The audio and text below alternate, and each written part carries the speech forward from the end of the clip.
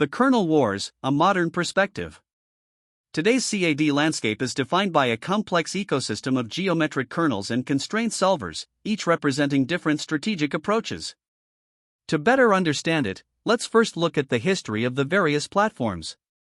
Timeline of events related to the history of CAD and its geometric engines and Timeline of events related to the history of CAD and its geometric engines and Fun fact, I was born in 1969 at the same time as Build, smiley face.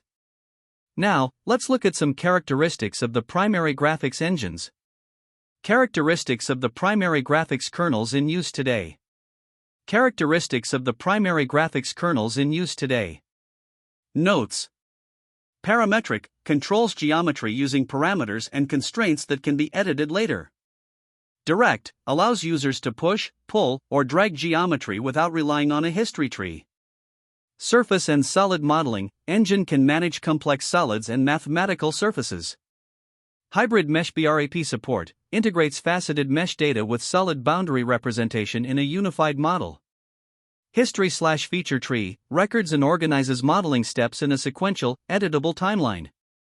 In summary, Parasolid equals interoperability king, especially for mainstream CAD, licensed externally by Siemens PLM components. ASUS equals flexible, easier to license, good for lightweight CAD/CAM, licensed externally by Spatial Technologies, DIS. CGM equals high-end kernel with deep integration in CATIA, licensed externally by Spatial Technologies, DIS. Granite equals tight coupling with Creo. The APIs for building apps on top of it were made licensable under the newly baptized name Granite in 2014 for building apps on top of Creo. The following table illustrates the current state, 2025, of this competitive landscape.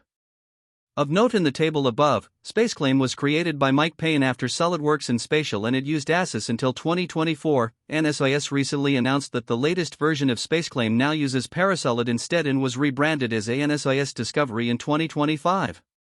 We already mentioned the Spatial lawsuit in the Autodesk chapter due to their forking of ShapeManager off of the ASUS source tree. CoCreate also forked their Solid Designer kernel off of the ASUS source tree at around the same time as the Spatial takeover, but I found no evidence of a lawsuit in this case. That product lives after a few acquisitions as PTC Creo Elements/Direct, and as far as I could determine, it still uses this proprietary fork of ASUS code. This ecosystem reveals several interesting patterns. Parasolid dominance powers the widest range of applications, from high-end NX to emerging tools like Shapr 3D. ASUS is still hanging on, particularly for smaller CAD packages that are competing directly in the B2C market with AutoCAD. Strategic ironies, SolidWorks, Dassault, and Onshape, PTC, both use Siemens Parasolid technology. Dassault and PTC both use 3 different graphics kernels in their CAD portfolios. Now, let's look at the estimated market share at the high end. High-end MCAD kernel market analysis.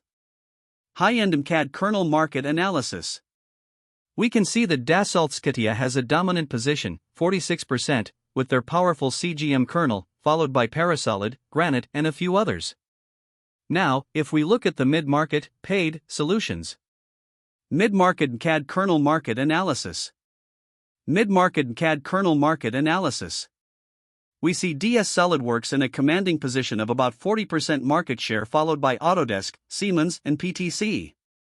ASUS has an almost negligible market share because of the predominance of the 2 forked solutions. Finally, if we just look for the number of seats mixing all markets together and finding a winner, we find overall number of seats. Overall number of seats. Parasolid, due to its many adopters, has about a 45% market share, followed by ShapeManager, CGM, and the others. Lessons from the battlefield. The history of all these graphics kernels and software companies offers several enduring lessons for technology companies. Geographic clustering drives innovation.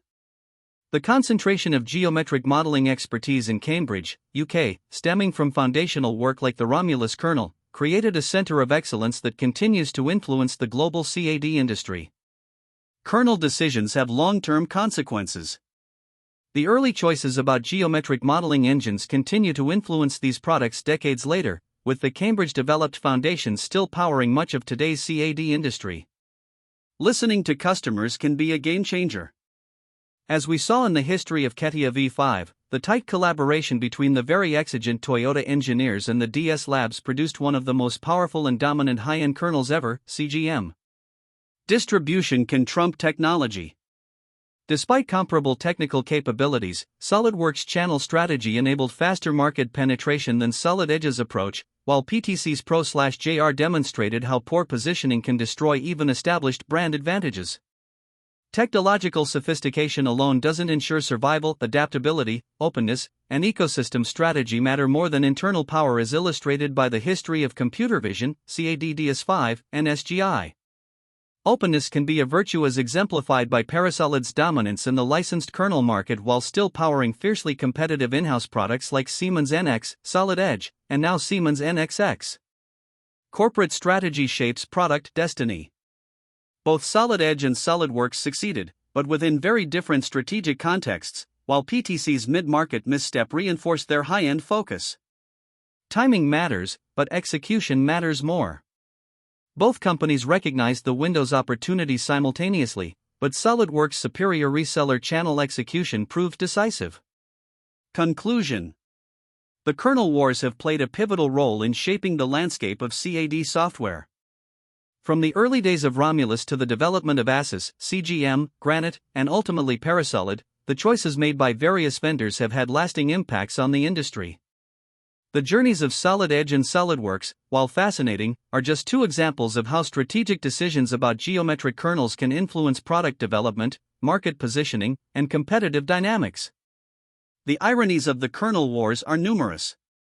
Dassault Systems, the owner of SolidWorks, pays royalties to Siemens for using Parasolid, while Siemens licenses technology from Dassault for some of their products.